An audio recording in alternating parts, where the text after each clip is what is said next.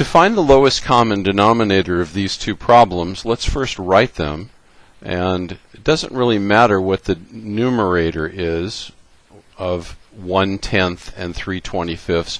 Only the denominators are going to take part. The number 10 can be broken up into 2 times 5, and those are our only prime numbers. These are the pieces. And 25 can be broken up into 5 times 5, and those are the only pieces here. So now it's just a comparison using the factor wars. Which one of these has the most 2's? This has none, this has 1, and therefore 1 would be the most.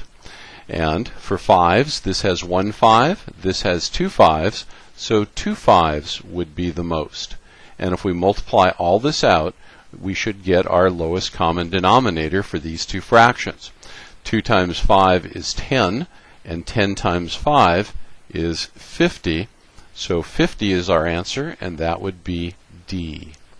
On our second problem, we have 5/12 and 2 over 45. Now, the 12 can be broken down into 4 times 3, and 4 is 2 times 2. So 12 is 2 times 2 times 3. 45, on the other hand, is 9 times 5. And 5 is a prime number, but 9 can be made up into 3 times 3. And if we look at 45 in pieces, it would be 3 times 3 times 5.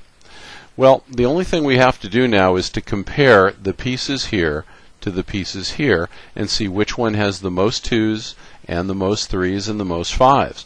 This has 2 2's, this has none, so 2 2's will win out. This has 1 3, this has 2 3's, so both 3's are more. And this has 1 5, this has no 5's, so my answer would be 1 5. Now, when I multiply all of these representatives together, that will give me my lowest common denominator. So 2 times 2 is 4, 3 times 3 is 9, and then we just have a 5. And what I'm going to do is take this 4 and multiply it by this 5 and get 20, and then we have a 9 left over, and 20 times 9 is 180, and the answer to that matches up with A.